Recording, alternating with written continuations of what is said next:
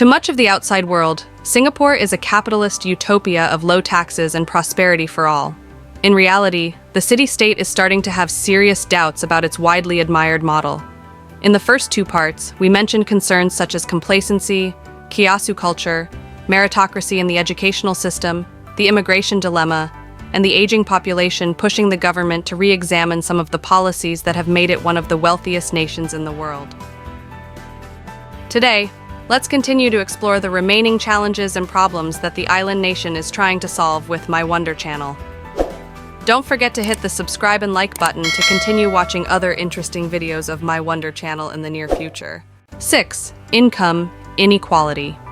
A study published in 2017 by the Institute of Policy Studies, a local think tank, suggested that Singapore's sharpest social divisions were defined by class rather than race or religion. The following year, research commissioned by onepeople.sg, the national body promoting harmony, also identified class as the nation's most divisive fault line. Human nature, jealousy, anonymousness, and the story of winning and losing can quickly poison society and further widen the divide between rich and poor. Worse, there is no minimum wage in Singapore, and the influx of foreign workers has caused local wages to plummet. Singapore's Deputy Prime Minister Wong Chun-tai said the country's authorities have made progress in their ongoing efforts to help low-wage workers.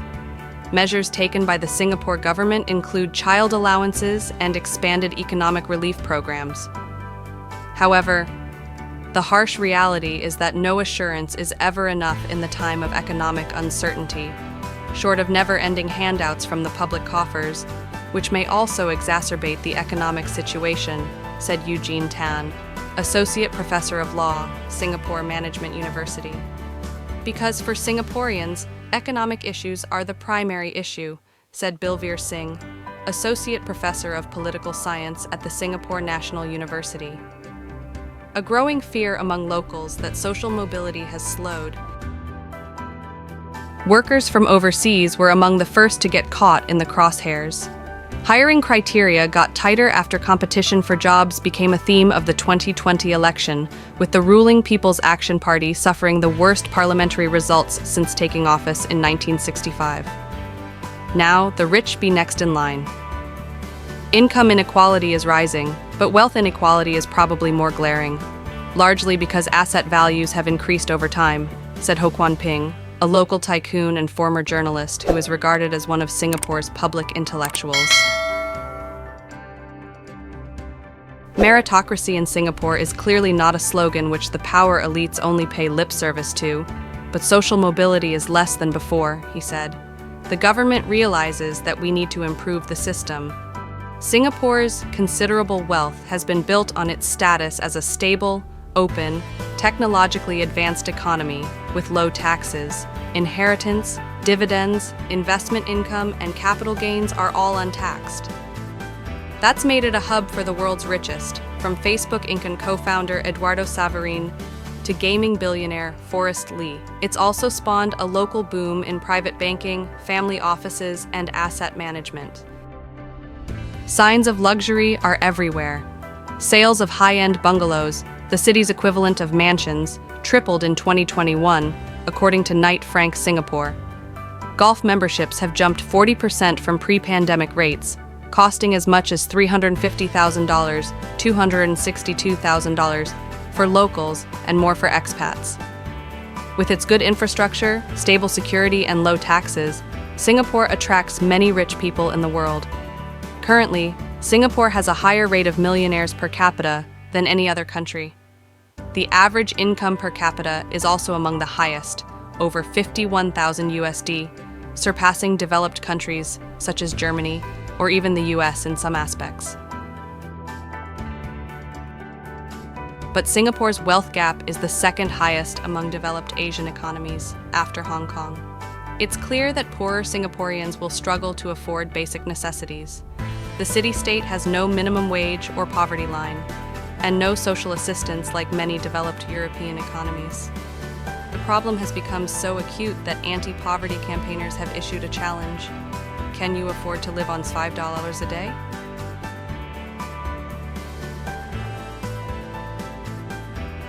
And while the wealthiest amass multiple properties, the poorest residents are often crammed into tiny public housing units. But in 2020, Singapore's overall median household income fell for the first time in a decade, with the poorest tenth of the population hardest hit.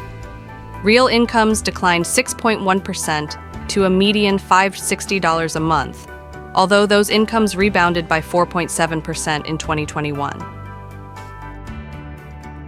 Those who are more affluent should pay their fair share of taxes, Finance Minister Lawrence Wong said in October, adding that the government was studying wealth tax options.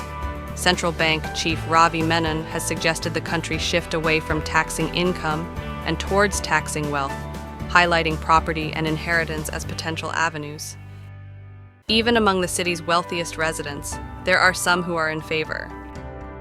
Wealth taxes globally are very necessary because it's not income, but wealth inequality, which is the most glaring divide between the super rich and the rest of the world, said Tycoon Ho, whose Banyan Tree Holdings Lanad runs luxury hotels and resorts in 28 countries.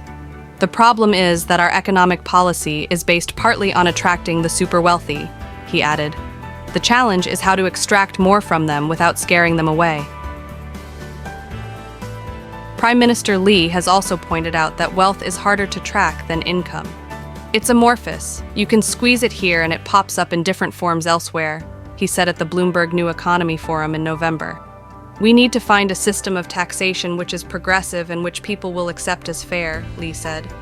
Fair means everybody needs to pay some, but if you're able to pay more, well, you should bear a larger burden. 7. A high-risk country for money laundering. In 2023, August, the $3 billion money laundering case shocked Singapore and the world, making it the largest in Singapore's history. About $1 billion used $736 million in assets, including properties, vehicles, luxury goods, and gold bars, have been seized or frozen in one of Singapore's largest police probes into money laundering and forgery offenses. They laundered proceeds from online gambling, passed through at least 16 financial institutions in Singapore. 10 foreign nationals from countries including China, Turkey, and Cambodia were charged in court over their suspected involvement in offenses including forgery, money laundering, and resisting arrest. These foreign nationals, aged between 31 and 44, were arrested following an island-wide raid by more than 400 officers. Besides, 12 others are assisting with investigations, while 8 more are wanted by the police. Through extensive investigations, including the analysis of suspicious transaction reports, the police identified a group of foreigners suspected to be involved in laundering proceeds from their organized crime activities overseas. These activities include scams and online gambling. The first judgment was handed down in early April 2024. Regarding the case, the FATF president said, granting citizenship and residency to wealthy investors through golden passport and visa programs can potentially lead to economic growth, but they can and are being exploited by criminals and the corrupt who want to launder their money, hide their identity and assets, or carry out further crimes. These persons are believed to have connections among themselves. All the persons involved are neither Singapore citizens nor permanent residents, said Singapore Police Force. For decades, Singapore took steps to attract the super rich, building a finance industry that's made it one of the wealthiest countries on earth. Generous tax incentives and pathways to long-term residency have prompted billionaires and many more to set up family offices. Assets overseen by the money management sector have almost doubled in 7 years to $3.65 trillion, with about 3/4 of that coming from abroad. More recently, a wave of Chinese investors has arrived, fleeing strenuous pandemic restrictions and crackdowns that hit industries from technology to real estate. Singapore is a natural choice for them, as ethnic Chinese make up about 3/4 of the population, and Mandarin is widely spoken. Since 2019, direct investment from mainland China and Hong Kong has risen 79% to $19.3 billion. Private wine bars and country clubs have benefited from the surge in spending. The surprise sting operation is now prompting a rethink of all this. Amid signs dirty money is joining legitimate businesses in the rush to Singapore, with cash winding up at global lenders from Credit Suisse to Citigroup Inc. In all, the 10 accused have at least 5 family offices among them, according to documents reviewed by reporters and people familiar with the matter. Many of the accused also invested in existing companies or set up their own businesses to establish ties. Wang Dehai, for example, whose employment pass is valid through June 2024, according to Manpower Ministry records, invested in Delable PT, a Chinese restaurant chain, records show. Su Haijin, 40, another of the accused, became a director at listed restaurant firm No Signboard Holdings Limited in 2021, after investing $6.5 million through an entity controlled by Chief Executive Officer Lim Yong Sim. Su also holds or has had shares in 7 other firms, according to documents. Su, who fractured both feet and injured his wrist jumping from the balcony of his rented mansion after his son alerted him that police had arrived, now faces charges linked to laundering money in Singapore using profit from illegal gambling operations. Su was arrested with $171 million in assets tied to him and his wife in Singapore. Singapore has acknowledged the challenges in trying to stop money launderers who get these work passes. Some of them may pretend to be employed by companies that are dormant or operate active companies that mask the movement of ill-gotten gains, Manpower Minister Tan See Leng told Parliament in October. Some individuals may abuse the work pass framework to enter Singapore to commit illicit activities, such as the present case of money laundering, Tan said.